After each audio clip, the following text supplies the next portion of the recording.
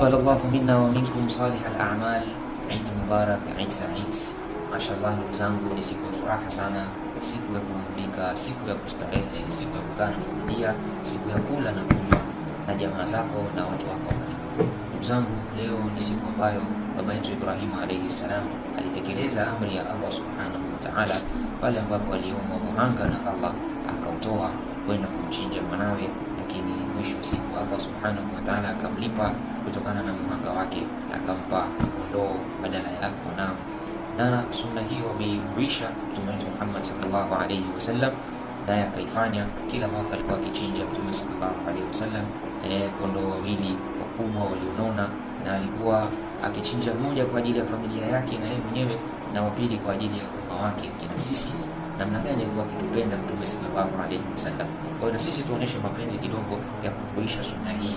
Sisi ambao tuna uwezo kidogo, basi tuchinje. Umeghafilika, ulichelewa, basi tafuta mnyama, bado siku zipo, chinja leo, chinja kesho. Ayame tashrik zote hizi unaweza kuchinja bado mnyama wako. Kwa hivyo siku ya leo hakuna amali inayompendeza zaidi Allah kuliko kuchinja, kuliko kumwaga damu. Anasema Mtume sallallahu alayhi wasallam, ma amila adamiyun min amali yawm an-nahri ahabbu ila Allah min ihraqi dam. Hakuna amali ya mwanadamu ambayo inampendeza zaidi Allah katika siku ya kuchinja, siku ya leo, siku ya Eid, kuliko ihraqi dam, kuliko kumwaga damu. Kwamba mnyama yule atakuja siku ya kiyama, innaha latati yawm al-qiyama bi aghlafiha wa quruniha wa ash'ariha, atakuja na mapembe yake, atakuja na nywele zake. Mnyama atakuja na nywele zake na mapembe yake, na vile vile na kwato zake. Hivi vyote vitawekwa kwenye mzani. Hebu fikiria nywele kiasi gani anazo yule mnyama, zote zinahesabika moja moja, alafu kila moja ujira wake mara 10. Namna gani unapata ujira wa kuchinja mnyama? Kwa hivyo wale ambao watachinja, inshallah vile vile tuzingatie adabu za kuchinja. Yule mnyama anatakiwa tumfanyie wema. Mtume sallallahu alaihi wasallam, kila kitu kina wema. Basi hata kuua vile vile fanyeni wema katika kuua.